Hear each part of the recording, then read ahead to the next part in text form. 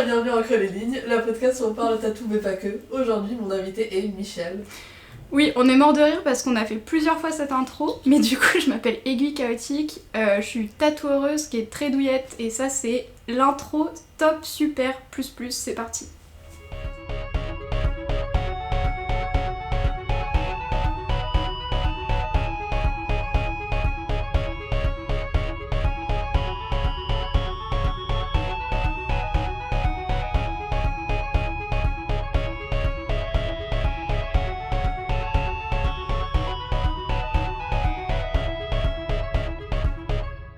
J'ai aucune inspiration de dire un truc sur moi.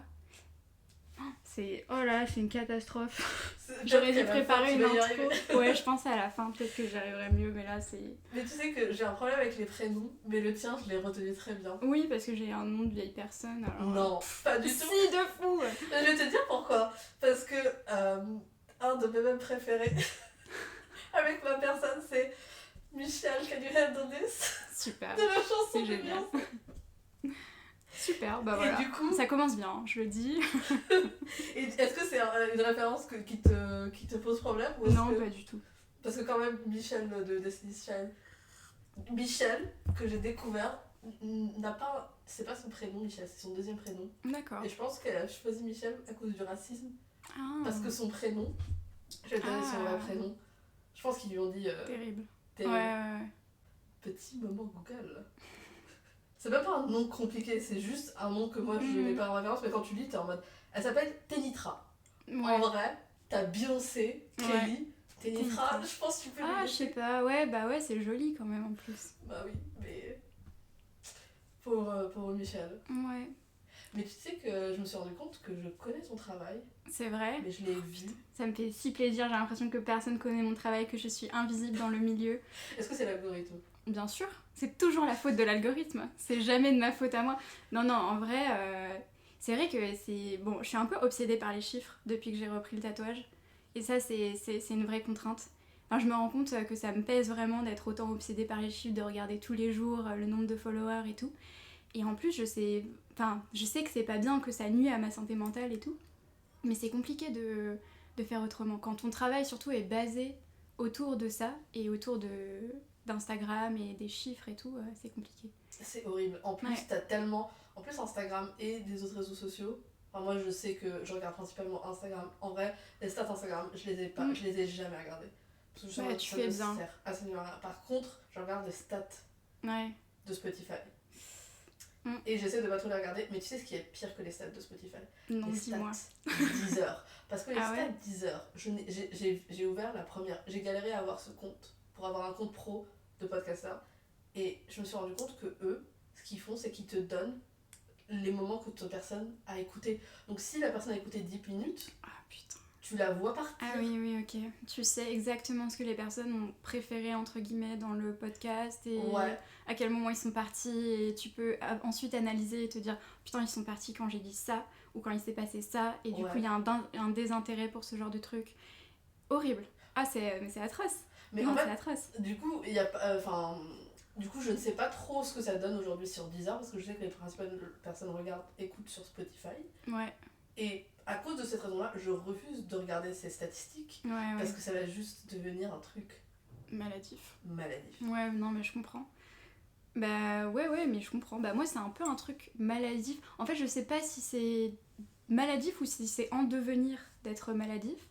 Mais c'est vrai que depuis que j'ai repris le tatouage, parce que du coup, alors peut-être qu'il faut que j'explicite un peu, mais j'ai fait une grosse pause dans le tatouage à peu près, pendant 6 mois. Je m'y suis remise là, alors c'était quand ? C'était en octobre. Ouais, c'était en octobre où j'ai repris mon activité. Et en fait, j'ai arrêté parce que j'ai travaillé de manière hyper sérieuse. J'ai été prof en primaire et maternelle pendant quasiment 8 mois. J'ai fini en burn-out. Ouais, c'était fun. Pas du tout. C'est faux. Je mens. Mais du coup... Non mais voilà, j'ai bossé pendant 8 mois et c'était tellement intense que je ne pouvais pas du tout tatouer. Mais même en fait, c'était tellement intense que je n'avais plus goût à rien, et encore moins le tatouage. Et je me disais même que c'était plus mon truc en fait, que le tatouage, ok, c'était un hobby pendant 2-3 ans, mais qu'en fait c'est pas mon truc, que j'aime pas ça, que j'ai plus la motivation. Heureusement, c'est revenu après, quand j'ai arrêté.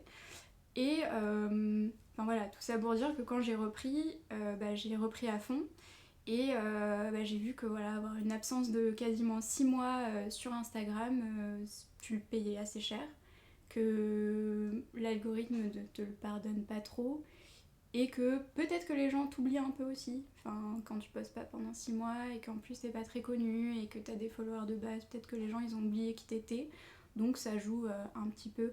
Après, voilà, il y a aussi, enfin tu te dis c'est la faute de l'algorithme, non probablement pas. Enfin c'est facile en fait de tout faire reposer sur l'algorithme, mais il y a probablement d'autres choses aussi. Mais je pense qu'on peut tout mettre, enfin on peut mettre une grosse partie sur l'algorithme, parce que si toi ton travail tu le présentes, enfin imagine c'est une vitrine. Ouais. Et toi tu postes tellement de dessins, mais ils te mettent jamais sur la vitrine. Ouais, bah oui, non mais c'est clair.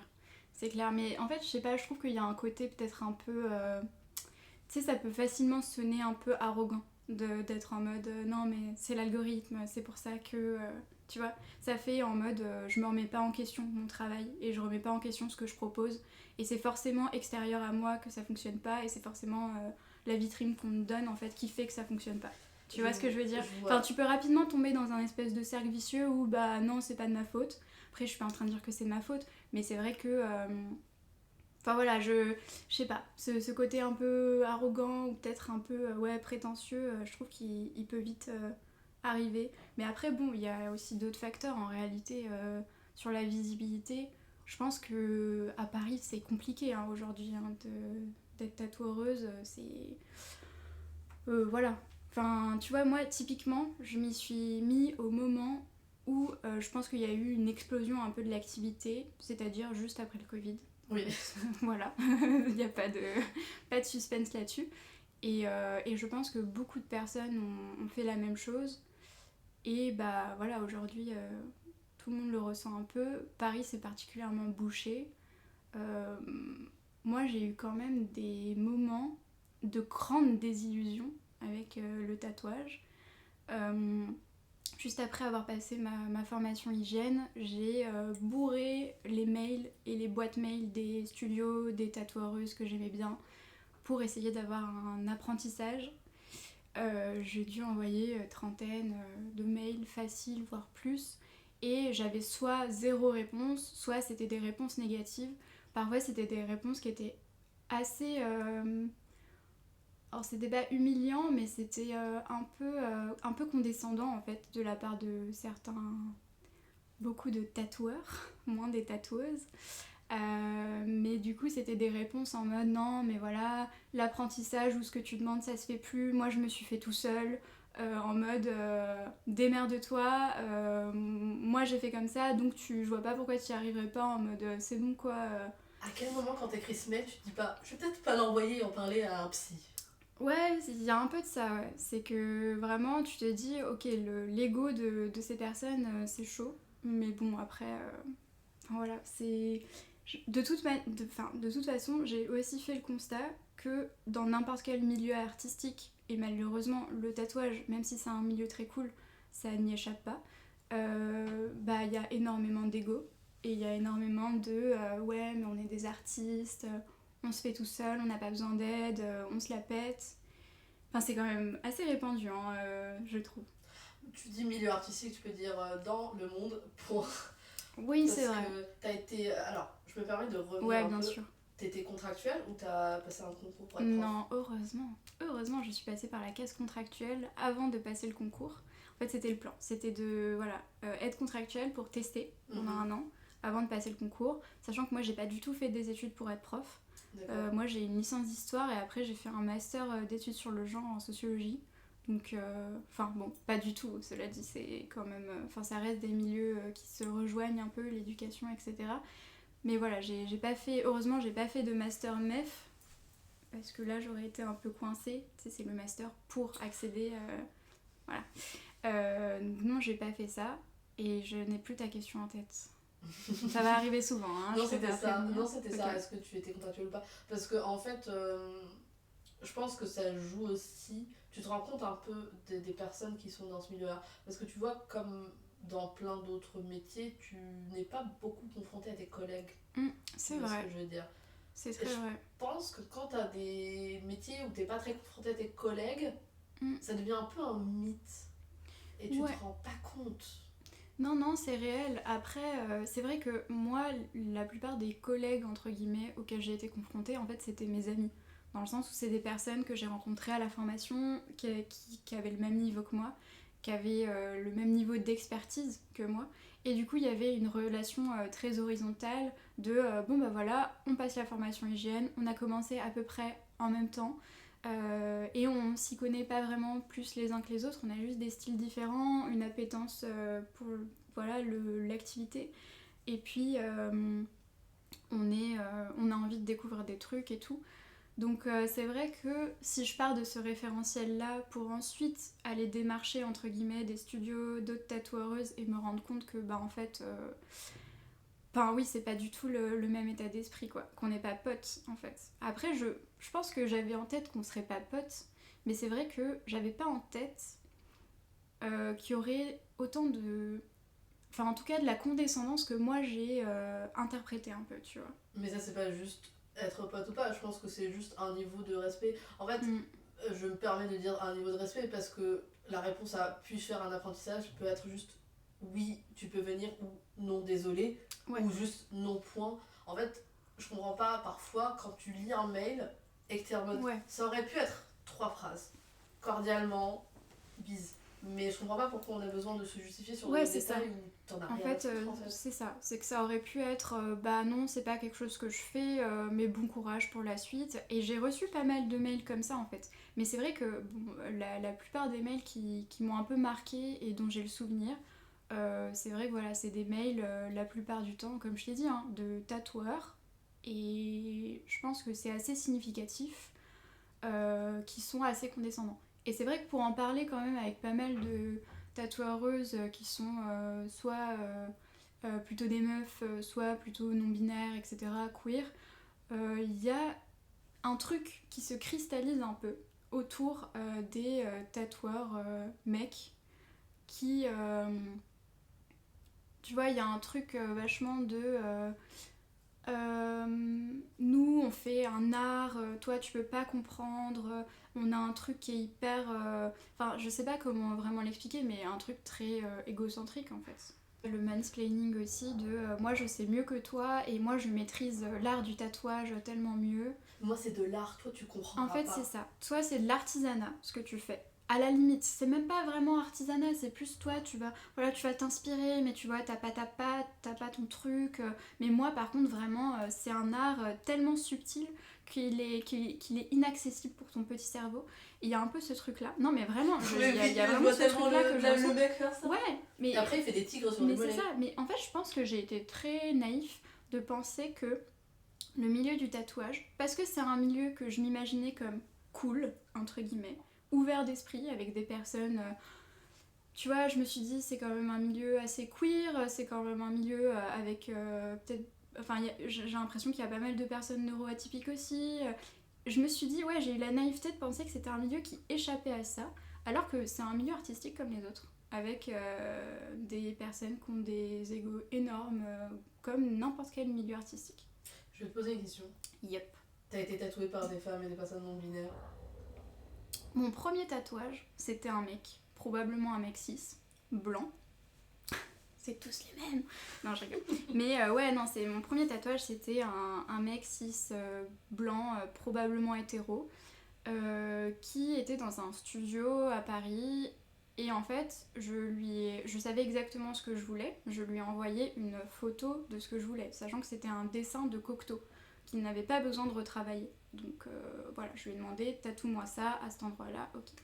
Déjà, donc il faut savoir que le tatouage n'est pas très grand, enfin il est là, okay. C'est celui-là. Donc tu vois, il fait à peu près 7 cm, c'est des lignes, il y a vraiment peu de travail. Il m'a demandé 300 €, ce qui est très cher pour ce tatouage, ce qui est vraiment très cher. Ça, normalement, sachant qu'il a pas du tout travaillé dessus, c'est genre 150, 200 max. Sachant que le mec est pas non plus un tatoueur de renom, tu vois. Donc déjà il y a cette question là, tu vois, le prix qui, moi à l'époque c'est mon premier tatouage, je me dis ok je vais mettre le budget qu'il faut, je sais qu'il fait du minimalisme, nanana, bon ok ça va. Je mets ce prix là, je m'en fiche, mais rétrospectivement je me dis que le gars a carrément abusé. Bref, j'y vais. Je me pointe avec 2 amis parce que voilà, je suis une personne qui a besoin de réassurance dans ses choix. Et c'est un grand studio, il est tout seul, donc en vrai, tranquille. Et en fait, il me fait le stencil, et puis là, j'hésite, je le trouve trop petit. Mais tu sais, pour donner un peu de légitimité à ce que je pense, j'ai besoin de l'avis de mes copines, et du coup, je leur dis ah, est-ce que vous pensez pas que il est un peu trop petit, nan nan nan. Puis tout de suite, en fait, il se braque, il me dit non, mais en fait. De base, faut pas venir avec des gens, sinon t'arrives pas à décider, etc. Donc tu vois, il est hyper hostile en fait. Un peu le truc de je te prends 300 balles pour un truc que j'ai pas dessiné, mais par contre j'ai pas le temps pour toi, donc vite je te tatoue quoi. Un peu tu vois, cette ambiance là, un peu gênante. Je lui demande de me le faire plus grand, de faire un stencil plus grand. Il souffle, il y va, il me fait le stencil plus grand. Il me tatoue, il me décroche pas un mot. Bon, ça, à la limite, moi, je peux comprendre, tu vois. De pas forcément parler pendant que tu tatoues, ça peut être un truc difficile, la concentration, ok, ça dépend des gens, pas de soucis. Il a jamais... Donc, le tatouage se passe, le tatouage se passe bien, ok, mon tatouage cicatrice, il n'a jamais voulu me refaire les retouches. Mais tu sais que t'es pas la première personne à se faire arnaquer par le prix d'un tatouage. Ouais. Il n'a jamais voulu me faire les retouches, sachant que là, ce que tu vois, c'est un autre tatoueur qui m'a tatoué un petit truc et qui a accepté de me faire les retouches parce qu'il trouvait ça scandaleux. En plus, il m'a dit que tu vois ce qu'il y a écrit là en dessous, c'était tellement petit que bah du coup déjà c'est illisible, bon ça c'est pas grave parce que moi je sais ce qu'il y a écrit donc voilà, mais du coup il pourrait pas me faire de retouches par dessus en fait, donc il y a que la figure centrale tu vois avec les retouches. Donc ça c'est pour l'anecdote, mais du coup non en fait je crois que j'ai été tatouée par 3 hommes, probablement 6. Mais je veux dire, c'était pas des mauvaises expériences. En fait, c'est, si tu veux, quand c'est des tatoueurs à qui tu t'adresses pour être tatoué, à part cette expérience-là, je trouve que c'est pas forcément des mauvaises expériences. Là où je critique, c'est plus en tant que tatoueuse qui va d'égal à égal chercher, tu vois, un apprentissage par exemple, tu vois, au début quoi. Mais ton premier tatouage, moi je trouve ça un peu scandaleux. Mon premier tatouage est un scandale, tout à fait. Et d'ailleurs, j'avais mis, je me souviens, ma petite revanche, ça avait été de mettre un commentaire sur Google en mode tiens, je te mets 2 étoiles parce que j'ai pas osé en mettre qu'une. Et en plus, je suis anonyme, comme ça tu peux pas me retrouver. Ouais, je suis un peu. C'est trop mignon, c'est très triste. J'espère que tu réussis à avoir un peu. Tu réussis à le voir en mode. Pas que ça soit dégueulasse à chaque fois que tu le vois. Non, pas du tout. Pas du tout.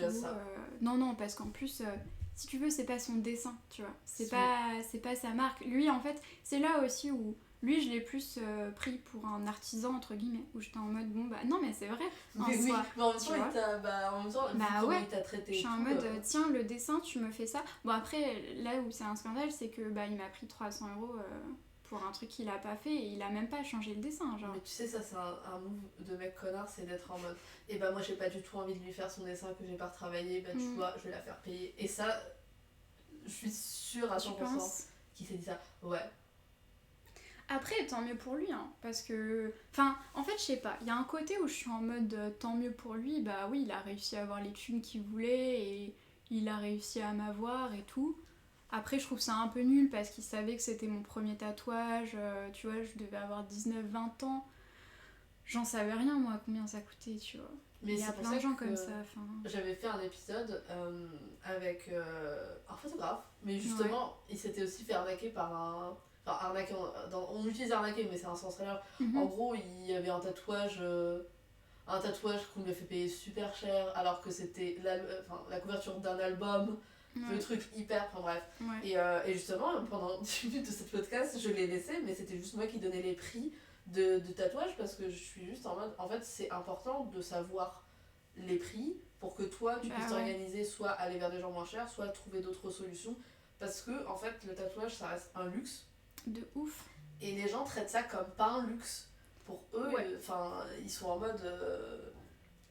je sais pas, les gens sont un peu en mode, c'est un tatouage, à quel point c'est difficile, comme du Chine, t'es en mode, ah non, en fait, c'est pas vraiment comme ça que ça marche. Mais t'as raison. Mais d'ailleurs, c'est une question qui a pas mal émergé là récemment. Et d'ailleurs, j'en avais parlé avec un tatoueur londonien qui avait fait un post là-dessus.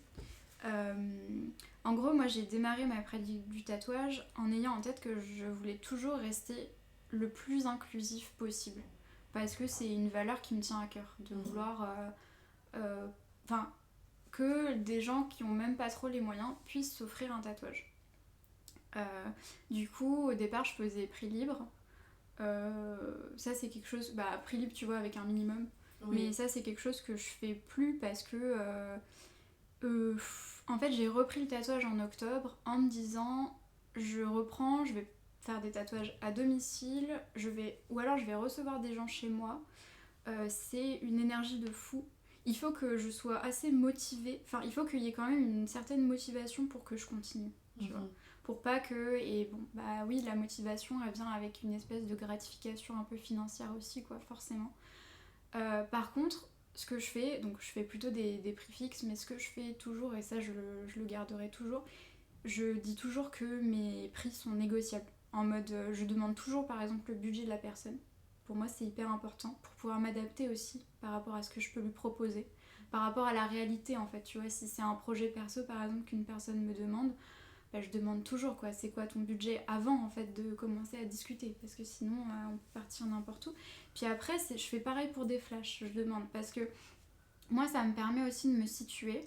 Si par exemple tu vois la personne elle met un flash et me donne un budget qui est carrément en dessous, bon je sais que je vais plutôt essayer de lui proposer une fourchette basse par rapport à ce que j'aurais demandé en fait, tu vois, de base. Et je sais plus pourquoi on parlait de ça. On parlait des prix des tatouages parce que tu as payé très cher son premier tatouage. Oui, parce que je l'ai payé très cher. Et peut-être que ça vient de là. Après, bon, je pense que c'est une valeur que j'avais de base et que je trouvais importante dans ce travail-là. Mais oui, voilà. Et puis oui, de base, on parlait des mecs et de l'ambiance générale. En fait, l'ambiance, moi, je la trouve assez hostile. Après, tu vois, dans le milieu du tatouage, surtout... je pense que c'est aussi lié au fait qu'il y a énormément de gens qui font ça, qui ont envie de faire ça. Peut-être que les tatoueuses sont sursollicitées. En attendant, moi je suis quand même tombée... je suis tombée sur des gens hyper bienveillants et qui prennent le temps quand même d'expliquer que non, ils le font pas. Par exemple, j'avais une tatoueuse. Je me suis jamais fait tatouer par elle, mais j'ai toujours eu des bons retours. C'était une amie très proche qui s'était fait tatouer. Et je l'aime beaucoup, elle s'appelle Coco Vagina. Et non mais vraiment, je la kiffe. Et je me suis jamais fait tatouer parce que voilà, c'est pas trop le style que j'ai envie d'avoir sur moi. Mais elle est d'une bienveillance folle. Je sais que je lui avais envoyé des messages pour lui demander un apprentissage. Alors elle avait mis vachement de temps à me répondre, mais elle m'avait répondu. Et puis au final, elle m'avait dit, écoute, moi je prends pas d'apprenti, mais par contre j'ai peut-être... un collègue qui serait intéressé, du coup elle avait demandé à son collègue, tu vois, tu sens que en fait elle en a pas rien à foutre de ta gueule, qu'elle relate à ta situation et que du coup elle va pas faire genre t'existes pas et de toute façon t'es une énième personne qui lui a demandé, parce que je pense qu'il y a quand même beaucoup de gens qui lui demandent, elle est assez connue, mais non, elle prend quand même le temps de te considérer quoi, d'avoir un peu d'empathie en fait pour ta situation. Oui, parce que en fait, oui, parfois, même moi je peux parler en tant que personne qui a été tatouée, et moi par contre c'est principalement des femmes. En fait, oui, les followers et tout ça, parfois ça te remonte à la tête, ou le fait que tu sois hyper connu ou quoi que ce soit. Mais c'est vrai que parfois j'ai été tatouée par des personnes qui étaient très connues sur Instagram, donc moi j'ai été... Au début, tu sais, t'es en mode je sais pas comment cette personne va être, si ça se trouve, ça va être vraiment. Et pourtant, en fait, moi je donne le nom. C'est Sœur Louve. Ah, c'était une de. Mais Sœur Louve, c'est pareil, c'est la même vibe quoi. Ouais, et c'était. J'en ai fait 2 du coup quand j'ai su qu'elle allait partir, du coup je me suis fait les 2, mais c'était. Encore une fois, elle était super bien gentille, elle était super bienveillante.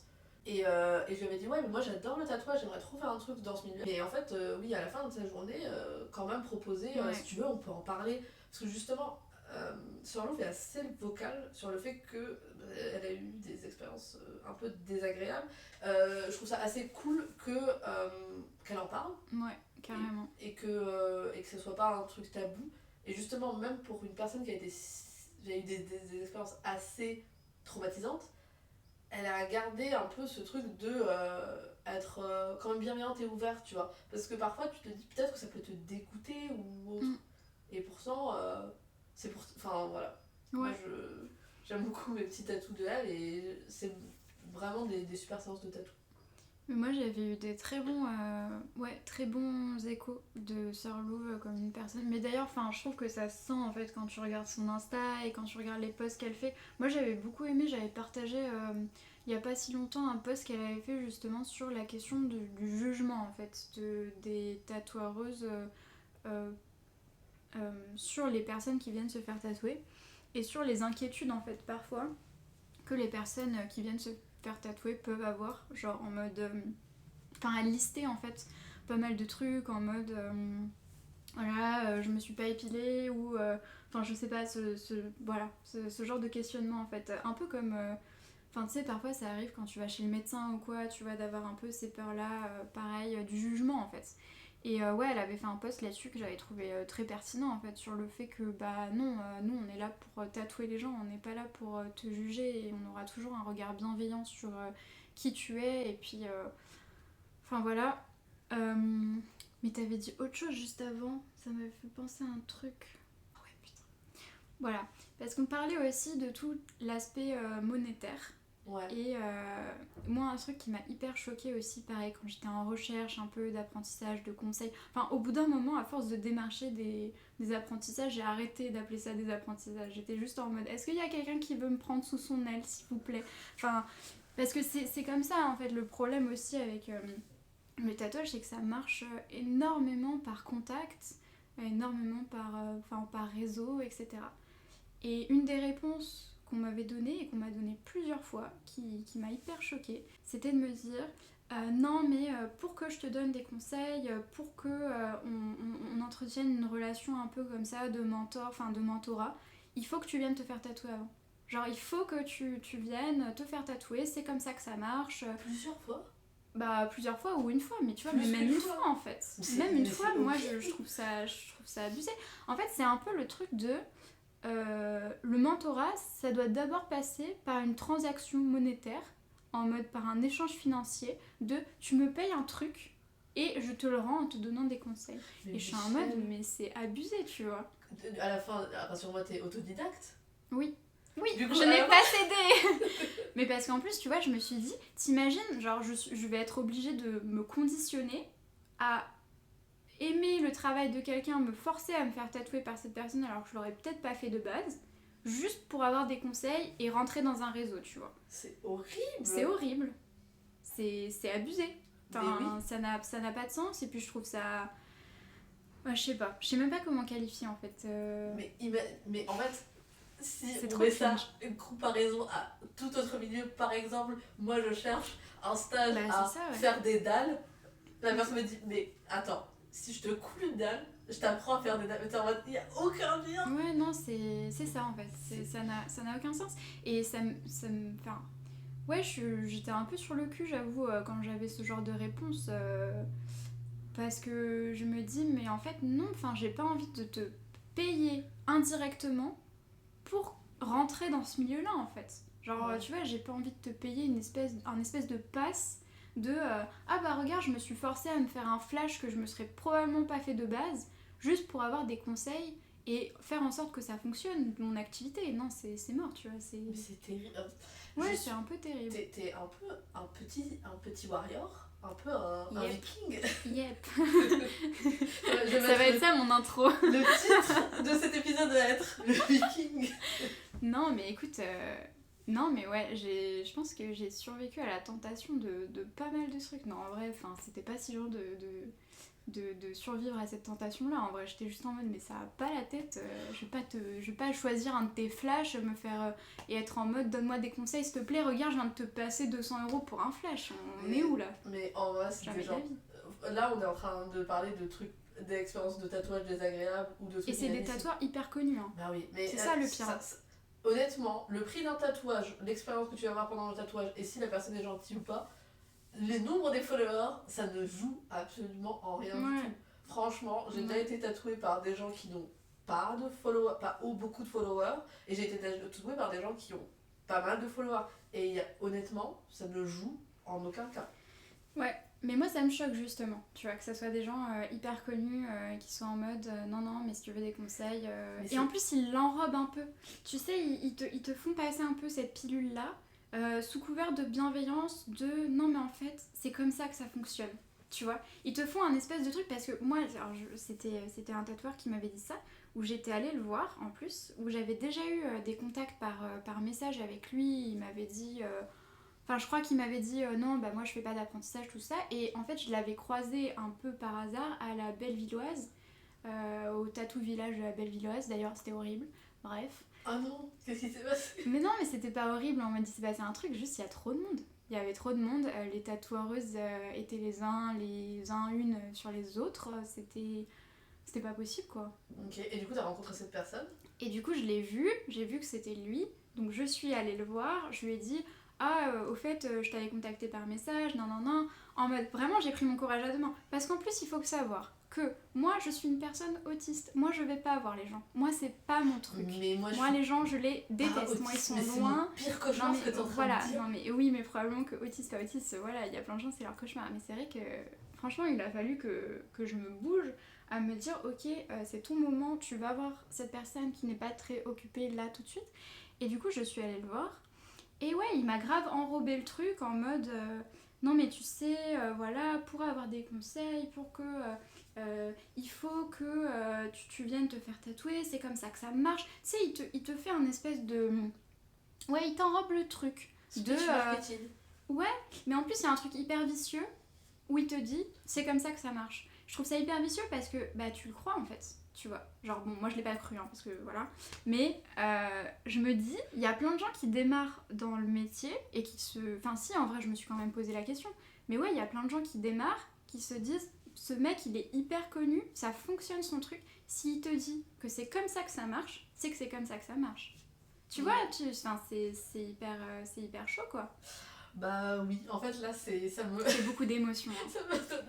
Honnêtement, c'est incroyable que même face à face, il aurait pu juste dire ah d'accord et passer à autre chose. Il t'a quand même regardé dans les yeux et t'a dit ouais mais j'ai raison en fait. Après ça se trouve c'était juste un moyen de se débarrasser de moi, tu vois, enfin je sais pas. Ouais mais d'autres moyens mais comme par exemple. Enfin c'était très argumenté, tu vois, comme manière de se débarrasser de moi genre. Il sait qu'il fait de la merde. Ouais. Il se défend. Et c'est un peu terrible parce qu'en plus c'est un tatoueur qui a l'air super bienveillant et en vrai je pense que c'est une personne qui est probablement bienveillante. Mais ce truc là c'était trop bizarre quoi. Genre franchement je me suis dit mais en fait non, je vais pas payer pour avoir tes fucking conseils. Pour me dire attention la profondeur de la peau. Non ça y est, il y a un moment stop. Oui, je fais parfois l'accent du sud. J'adore. Mais du coup, en parlant de personnes très malveillantes, on va passer à une personne très bienveillante. Let's go. J'ai vu que t'avais fait un trade avec les UT. Oui. Et je l'ai vu. Elle me l'a montré. Elle l'avait fait, je pense qu'elle l'avait fait quelques jours. Arrête. J'ai plus mes mots. Non mais oui. Est-ce que tu peux parler du tatouage que toi tu t'es fait? Oui. Et le tatouage que t'as fait sur Louane? Oui. Oui, c'était un tatou trade trop bien. Et d'ailleurs, on remet ça dans genre 2 semaines. Le 13. Non, j'ai trop hâte. Vraiment, le contact est trop bien passé. C'est une personne super. Du coup, je me suis fait ça, moi. Je me suis fait des jolies étoiles. J'avoue, j'ai eu un vrai coup de cœur sur ces flashs, en fait, sur d'étoiles. Et elle doit me faire des petites retouches. Et du coup, ça va être l'occasion de... Voilà, de refaire un tattoo trade. Donc, j'ai trop hâte. Je sais déjà ce que je vais lui demander. Oh, est-ce que tu veux partager Bah en fait, je lui ai pas encore demandé, mais... peut-être, on va pas... Oui. Je suis beaucoup dans... tu sais, c'est mon côté je suis très peu superstitieuse, mais je suis très superstitieuse sur les seuls points. Tu vois, par exemple, le mauvais œil. Moi, c'est je capte. le truc. Ouais, je comprends. C'est le truc que je suis en mode... Et en plus, je suis beaucoup dans le truc de... Tu ne dis à personne que tu vas faire un truc jusqu'à ce que tu le défais. Oui, mais mon compagnon est très comme ça aussi. Du coup, il me répète tout le temps ça et... Voilà, petit hommage à mon compagnon. Est-ce que du coup ton compagnon est maghrébin? Absolument, il est marocain. Absolument. 100%. Du coup, c'est un petit peu... Bah oui, en vrai, on est tellement traumatisés. Bah, j'ai l'impression, ouais. Parce que c'est vrai qu'il m'en parle tout le temps. Ah mais oui, mais en fait, je pense que tu te rends pas compte. J'avais vu, tu vois, est-ce que t'as TikTok? Oui, absolument, j'y passe beaucoup trop de temps. Tu sais, la traîne de nous sommes, machin, donc bien sûr. Ouais. Et j'en avais vu un, nous sommes du Moyen-Orient, bien sûr qu'on te dit pas qu'on va aller en vacances, on te dit quand on est rentré en vacances, on est en... Ouais, bah c'est exactement ça, ouais. Mais du coup, non, je vais pas te dire ce que je vais lui demander. Mais oui, ne me faire dis pas. tatouer. De toute façon, on va voir. Mais toi, Ouais. tu lui as fait un palmier Oui, avec une lune. avec 2 lunes de chaque côté. En Ah oui, symétrie c'était un- un peu. Ah oui, Ouais. c'était un ça, je pensais que c'était un soleil. Non, Est-ce que tu regardes les documentaires de true crime et tout. Ouais. Un petit peu. En fait, je regarde surtout sur YouTube un peu. Mais pas non plus énormément. Un peu, mais pas énormément. C'est quoi ton niveau de meurtre, enfin de meurtre, arnaque ou true crime C'est quoi ton histoire Alors, honnêtement, j'ai une super mauvaise mémoire, donc je vais dire aucun, voilà. Mais non, en vrai, ce que je regarde un peu sur YouTube, c'est quelqu'un qui genre décrypte pendant quasiment 2 heures des interviews de genre psychopathes ou alors... Enfin, pas des interviews du coup, mais en mode des interrogatoires avec la police. Et qui va décrypter genre en mode ouais là lui il ment parce que mais il ment trop mal en plus et toi t'es en mode moi je trouve qu'il ment plutôt bien mais non mais vraiment ça me fascine et en plus ça dure hyper longtemps et du coup il te parle de l'enquête et de l'affaire et tout et c'est assez intéressant. C'est super intéressant. Ouais et c'est très long mais j'aime bien du coup parce que vraiment c'est... Je sais pas, t'as vraiment tout l'interrogatoire qui dure pendant super longtemps et en plus il te donne des espèces d'insight sur la manière dont les enquêteuristes vont appréhender les réponses en fait des personnes qui sont incriminées et tout. Du coup c'est... Enfin voilà, ce côté un peu décryptage, j'aime bien. J'ai l'impression d'être un peu psychologue. Toi t'es devant ton écran, t'es en mode... Ouais. Ouah, moi aussi j'aurais pas dit... Ouais, je suis en mode... Ouais, c'est ça. Je suis en mode putain, je le savais. Alors que pas du tout, mais non, mais c'est... Non, c'est cool. Mais je regarde un peu moins en ce moment, mais je regardais pas mal. Mais du coup, oui, avec Louane, non, c'était très cool et on a parlé de plein de trucs. Et du coup, on a beaucoup parlé aussi de tout ce côté un peu masculinité toxique dans le tatouage. Et d'ailleurs, c'était... Enfin, on a pas mal parlé du rapport à la douleur dans le tatouage. Et comme quoi, c'est un truc qui est quand même... pas mal hérité d'un truc un peu voilà, toxique, un peu viriliste, non mais le tatouage, j'ai mis du maquillage, tant pis. Le tatouage, il faut que ça fasse mal, c'est comme ça, tu souffres parce que ça fait partie du tatouage, la souffrance. Et moi je trouve que c'est... Alors bien sûr c'est vrai, tu peux pas avoir de tatouage sans douleur absolument. Mais je trouve que ça a ses limites. Et là, je parle en tant que personne extrêmement douillette en termes de tatouage. Mais vraiment. Genre, moi, j'ai très mal quand je me fais tatouer. Et d'ailleurs, c'est extrêmement frustrant. Parce que une des joies quand tu fais du tatouage, c'est de pouvoir t'auto-tatouer. Le problème, si, mais c'est compliqué. C'est compliqué, voilà. J'ai déjà dû faire des tatouages en genre 3-4 sessions. Parce que j'avais trop mal, quoi. C'était... Donc je choisis les endroits en fonction. Et ouais, non, c'est très frustrant d'avoir mal. Mais du coup, voilà, on parlait de ce rapport de la douleur et comme quoi c'est vrai que y a un peu un... Enfin, on trouve que les tatoueurs mecs cis ont tendance à un peu sacraliser la douleur, tu vois. En mode... alors que... Enfin, tu vois... genre être en mode non mais en fait la douleur fait partie du truc et te plains pas d'avoir mal en fait, tu vois, un truc un peu hostile. En fait pareil, on repart sur l'hostilité, ce truc là de non mais en fait c'est comme ça, tu vas avoir mal et puis te plains pas et puis ça fait partie du truc, alors qu'en plus tu vois actuellement on a une pratique qui est tellement éloignée des pratiques ancestrales où la douleur était réellement un truc par rapport au rite de passage qu'était le tatouage, genre tu vois on est tellement loin de ça que tu vois juste en fait garder cette espèce de truc de la sacralisation de la douleur sans l'aspect rituel. Enfin bref, je trouve que ça a aucun sens et je trouve ça hyper, justement, hyper hostile en fait sur plein d'aspects. Enfin, il y a plein de gens qui ont très mal, j'en fais partie. Et en plus, je sais que tu vois, la douleur, ça peut être un truc aussi lié à la neuroatypie. Genre par exemple, il y a des neuroatypies qui font que tu es plus sensible à la douleur. Donc en fait, quand tu réfléchis à ça, tu te rends compte que l'approche à la douleur et le fait de ne rien avoir à foutre que la personne ait mal, ou le fait de dire non mais de toute façon t'as mal, tant pis pour toi, ça peut aussi être vu comme un peu validiste, tu vois, dans un sens. Mais même pas sans parler de... Là, en plus, là, tu parles de validisme et tout, mais même sans aller dans trop de choses comme ça, c'est aussi un truc raciste. Parce qu'il y a beaucoup d'histoires de gens qui sont tatoués, qui ont des peaux plus foncées, et du coup, en fait, il y a des histoires comme quoi on te dit ah, mais de toute façon, ta peau est plus foncée, donc faut appuyer plus, alors que t'es en mode du coup, non, en fait. excusez-moi, mais c'est pas vraiment comme ça que ça marche. En plus, si tu dis ça, t'es vraiment genre, pour le coup, belé, parce que tu comprends même pas la base. Moi, j'ai pas fait de formation d'hygiène, mais on t'explique un peu la base de la peau et tout, donc... Mais effectivement, je pense qu'en fait, c'est une problématique qui est un peu au croisement à l'intersection de plein de problématiques. Tu vois, on a parlé de validisme, de racisme. À mon avis, il doit y avoir une forme de misogynie aussi. Je pense que, forcément, après, bon, ça c'est un peu la sociologue en moi qui parle, mais si tu fais une enquête sociologique sur le traitement de la douleur en fonction de si la personne est racisée, si la personne est valide ou non, ou si la personne... le genre de la personne, tu vas te rendre compte que oui, il y a des traitements de la douleur qui sont différents. En fait, en dehors de la façon dont les personnes vont ressentir réellement la douleur, je pense qu'il y a des différences aussi dans est-ce que tu as le droit de te plaindre ou pas, tu vois, en fait. Ouais. Et ça, c'est un truc dont on a un peu parlé avec Louane, parce que c'est vrai que nous, j'ai l'impression que nous deux, on a un peu une approche qui est similaire du tatouage, qui est très dans le care.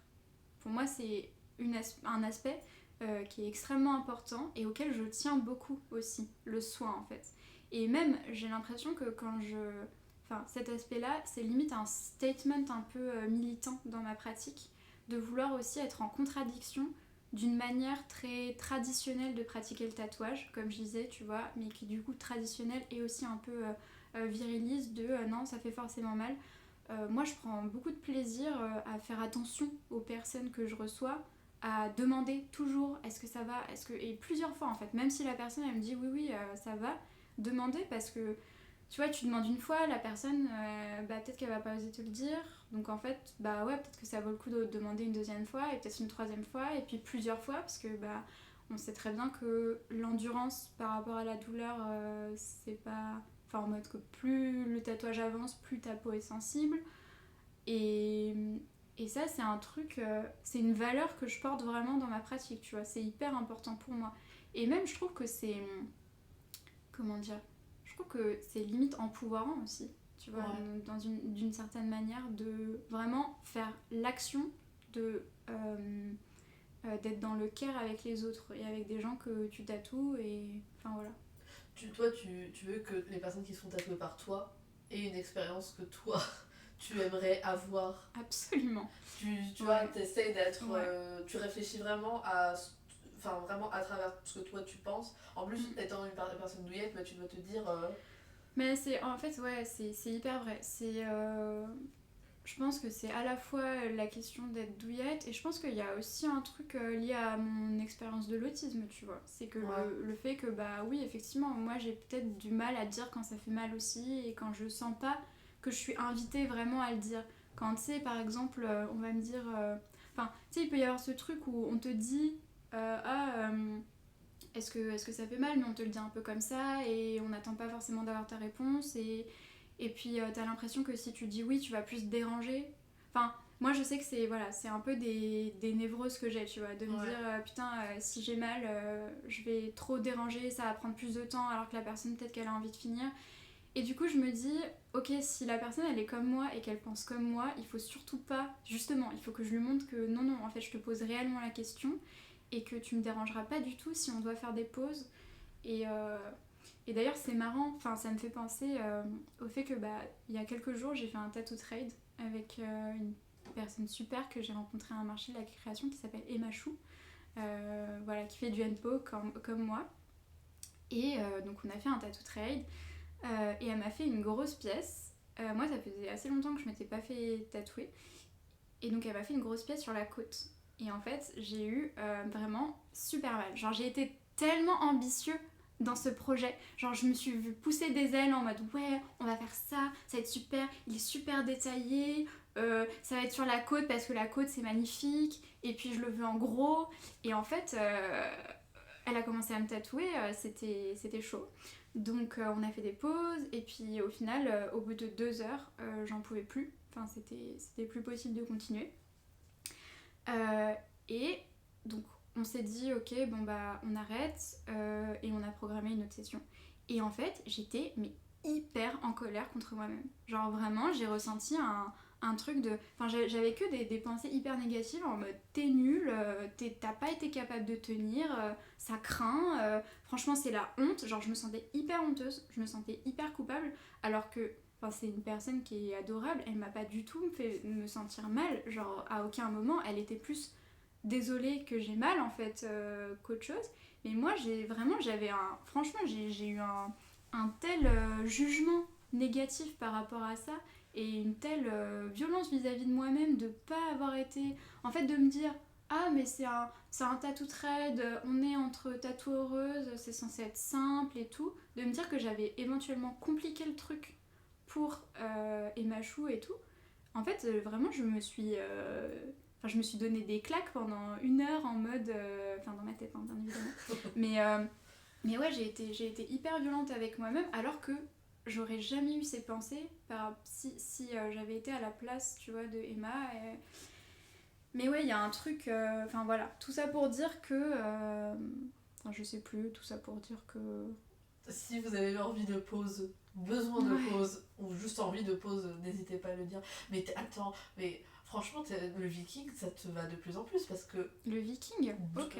Du coup... En vrai, ça me va. C'est une esthétique que j'aime bien en plus.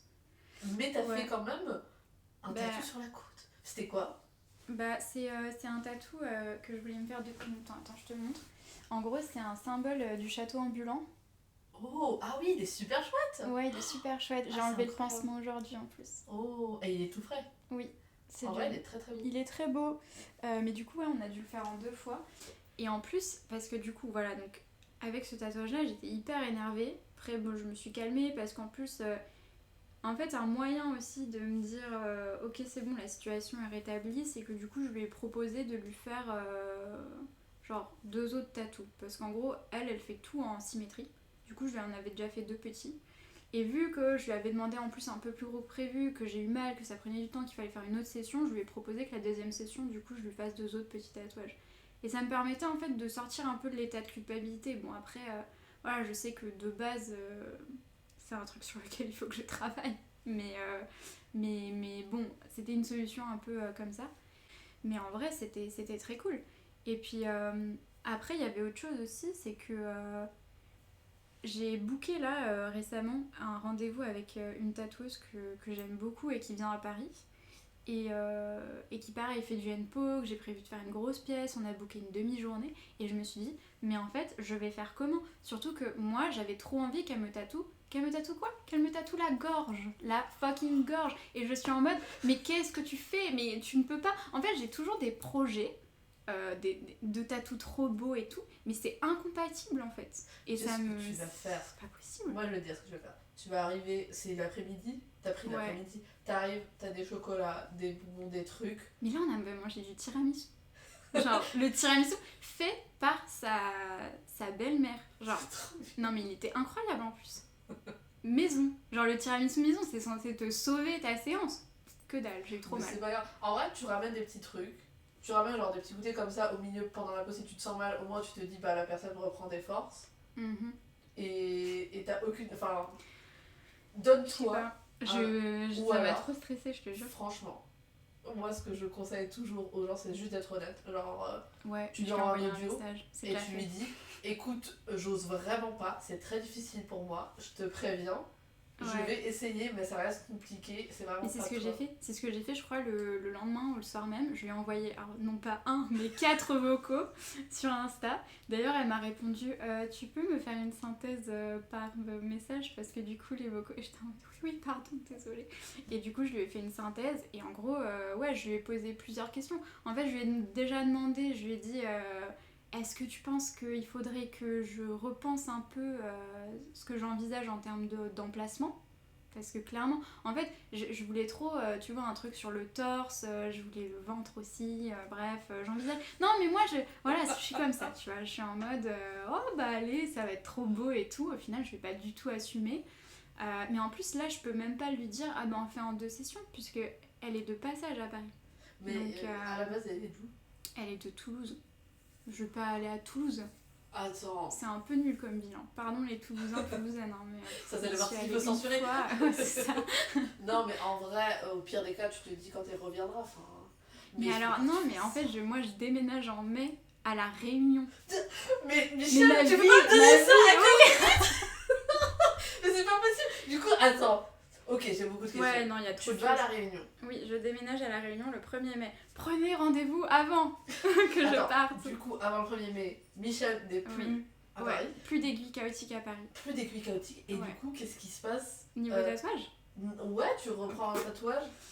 Alors le problème, c'est que j'ai regardé un peu sur place ce qui se passait et tout. J'ai vu qu'il y avait... Alors, je sais pas, je suis pas sur place, donc j'ai regardé plus Google Maps, les studios de tatouage que je voyais, etc. J'ai regardé un peu et j'ai l'impression que c'est que c'est plutôt des salons de tatouage assez traditionnels, en mode des personnes qui font un peu tous les styles, où tu vas avec ton idée, ils te proposent un peu, tu veux du réalisme, ils te le fait, tu veux des grosses pièces asiatiques, on te le fait, tu veux de l'aquarelle, on te le fait. Et tu vois, c'est un peu pas du tout ce que je propose, parce qu'en fait moi je suis là, ouais, je fais du hand-pop, je fais plutôt mes flèches et je fais plutôt des trucs un peu simples, et du coup c'est pas du tout en fait moi ce que je fais. Donc je vais voir sur place, parce que pour l'instant voilà, j'ai regardé à distance, mais j'ai l'impression que c'est pas trop les salons de tatouage dans lesquels je vais pouvoir m'intégrer. Donc après, t'as regardé sur Instagram ? J'ai regardé 2 speeds sur Instagram, mais pas de ouf. Je pense que tu devrais envoyer un message à quelqu'un de La Réunion en vrai. Mais en fait, oui, c'est sûr. Mais je sais pas si t'as capté, mais moi, parler aux gens, c'est difficile.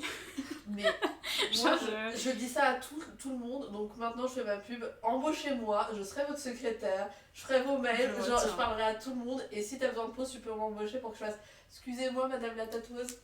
Alors, mon entreprise ne fonctionne pas du tout assez pour que je puisse t'embaucher, hein, on en est très loin. Si t'as besoin que j'envoie des mails, je peux les envoyer pour ça. Non, mais après, c'est vrai, c'est une bonne idée, genre de contacter les gens. Mais tu sais, je suis un peu blasée. Comme je t'ai dit, j'ai contacté tellement de gens à un moment. Genre, j'ai envoyé tellement de mails, je me suis pris tellement de refus que je suis un peu blasée. Mais je sais que, oui. Je pense que tu pas forcément des personnes qui tatouent, mais juste, tu vois, parfois il y a des gens qui...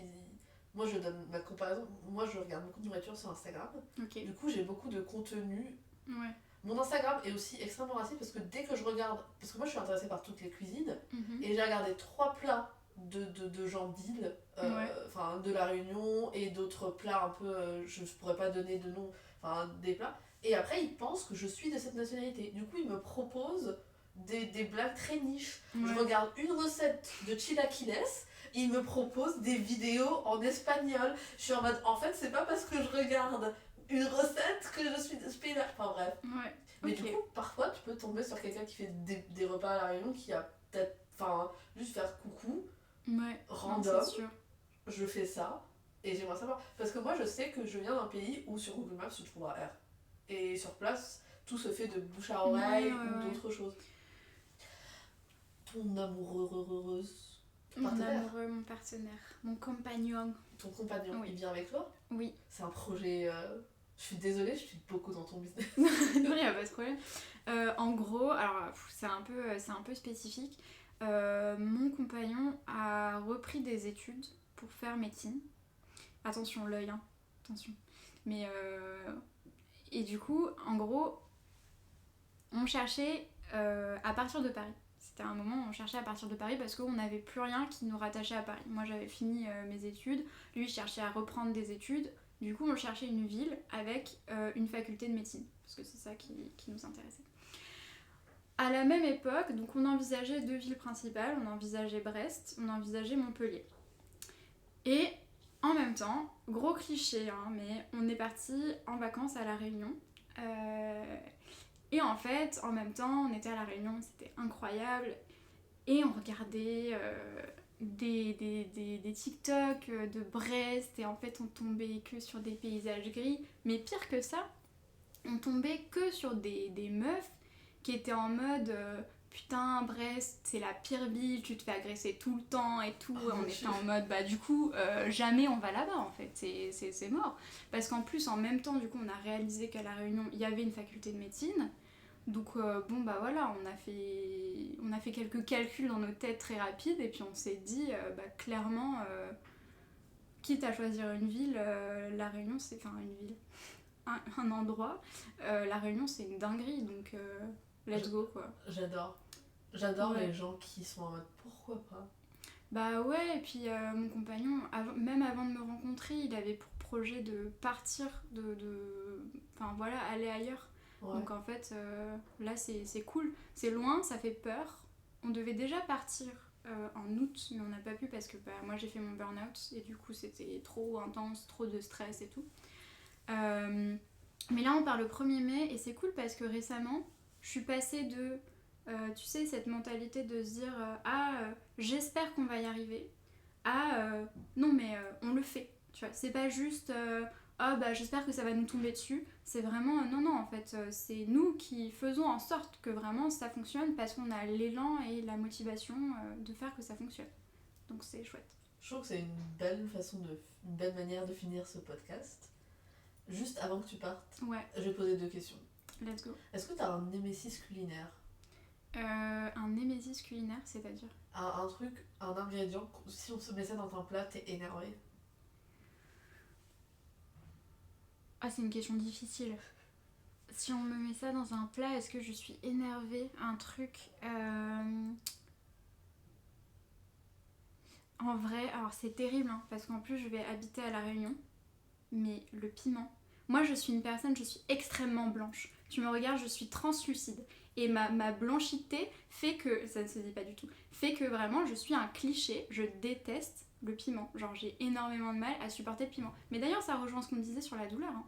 Douleur, piment, mais attends, vraiment... parce que les piments, il y a différents types de piments. Oui, mais le wasabi... Ah, le wasabi ça va, mais parce que le wasabi ça pique d'un coup et après ça pique plus du tout et t'as le goût du wasabi. Oh. C'est très spécifique. Mais par contre, je m'amuse pas à manger du wasabi non plus. Mais s'il y en a dans un plat, je pense que ça me dérangerait moins. Mais ouais, non, c'est compliqué. Et d'ailleurs, le père de mon compagnon me déteste un peu pour ça. Parce qu'il essaye de me mettre du piment petit à petit dans mes plats, sauf que moi... Tu te mets du piment dans quoi? Bah, quand j'étais allée à Casa, il voulait en fait m'habituer au piment. C'était son grand truc. Il y a pas beaucoup de plats marocains avec du piment. Hein. Ah bah, un peu quand même. À chaque fois, il y a un peu de piment, tu vois. Il y a un piment qui se balade dans le truc et tu peux y aller. Et si tu veux, vas-y, va pas. Ouais, mais du coup, ça pimente la sauce.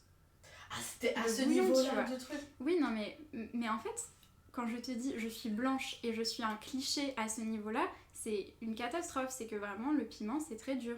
Moi, je te donne une personne. Est-ce que t'es à ce niveau-là? La pire personne avec le piment, c'est mon amie Clarisse. Bisous Clarisse. C'est. Bisous Clarisse. Elle supporte pas le piment. En plus, elle vient manger chez nous. Et nous, on a une pâte de piment coréenne. On a différents types de piment de là où tu veux.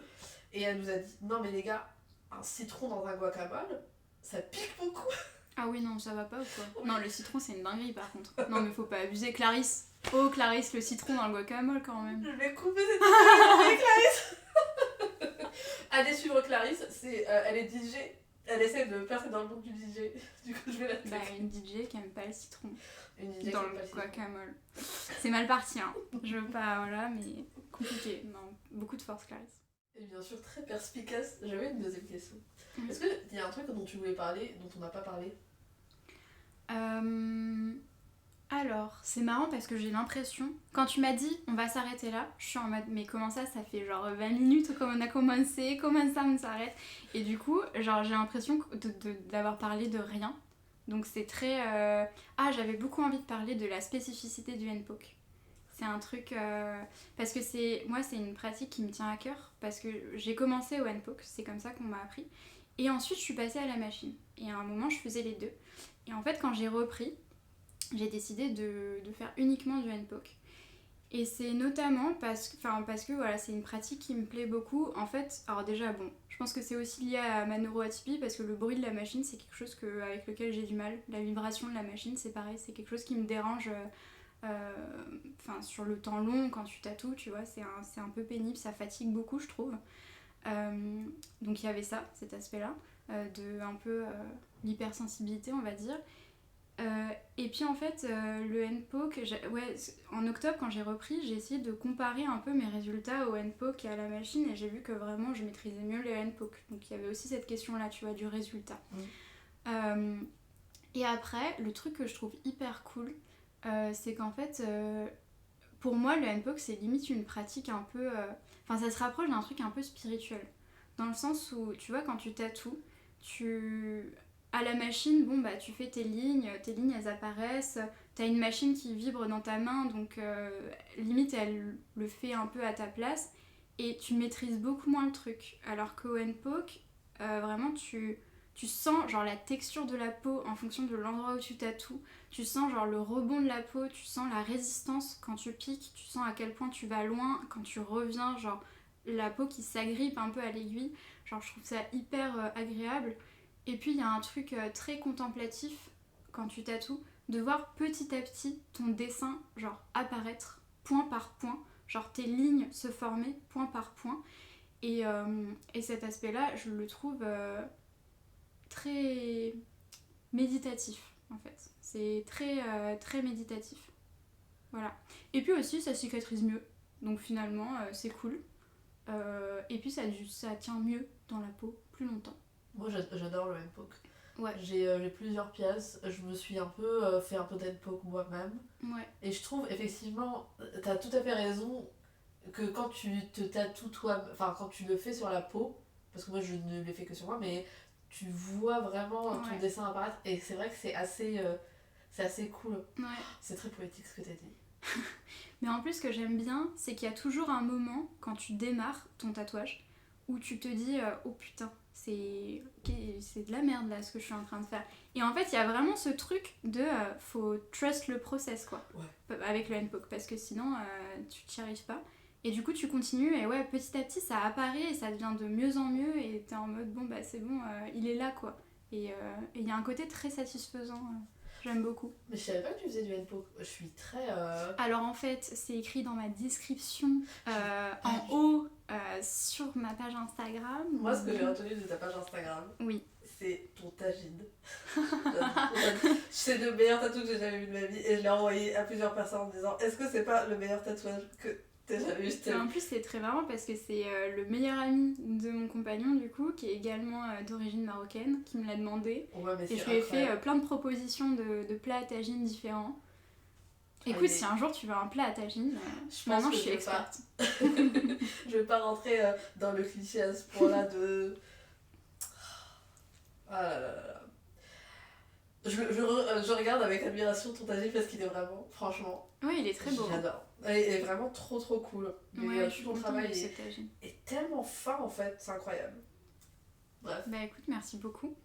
J'espère que d'ici mai, il y aura plein de gens qui vont se faire tatouer par toi. J'aimerais bien. Et à La Réunion, il y aura encore plein de gens. Tu vas lancer ton salon bah écoute, ça serait cool, faudrait que je fasse une étude de marché et tout ça. Si tu veux, je t'enverrai un Google Sheets avec.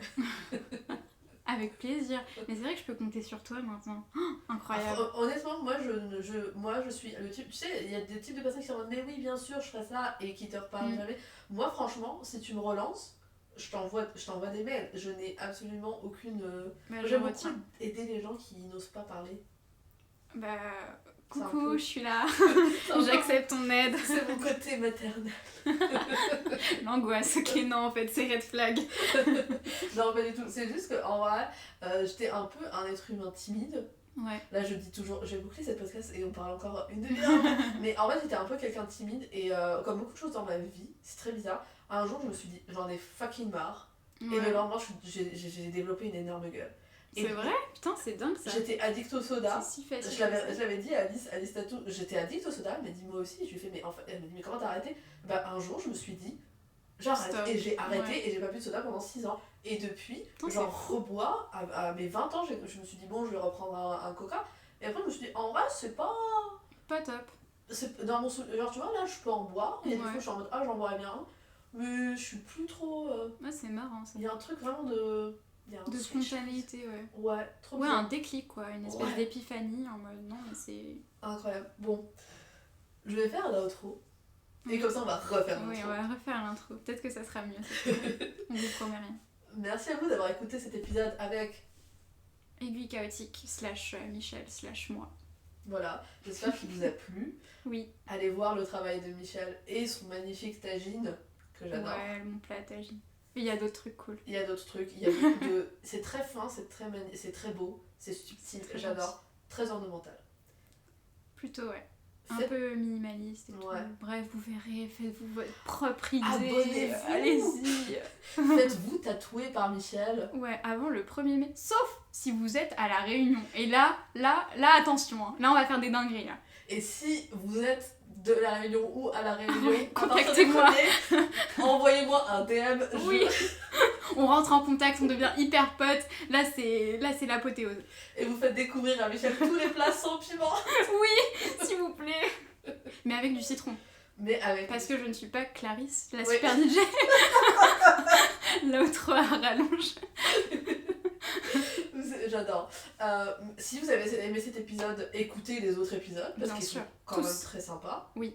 Et d'ailleurs, si. Plusieurs fois. Parce qu'on y revient. Bah Faut y oui. revenir. Mais avec plusieurs comptes comme ça, Oui, évidemment.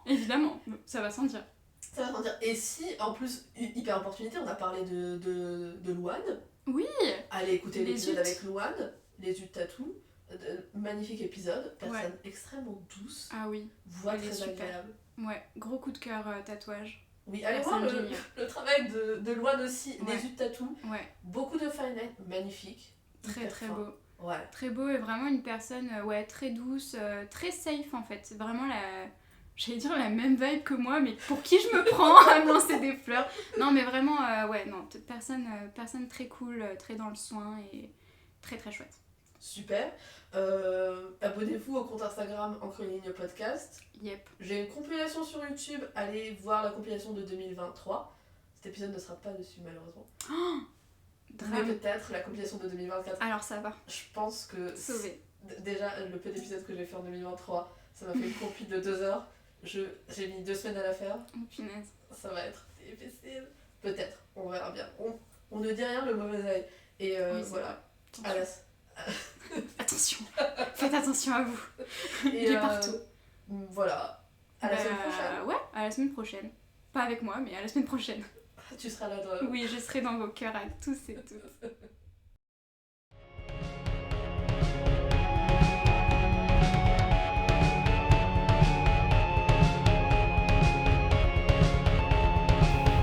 Encre les lignes est une podcast créée, hostée et éditée par moi, Nadia.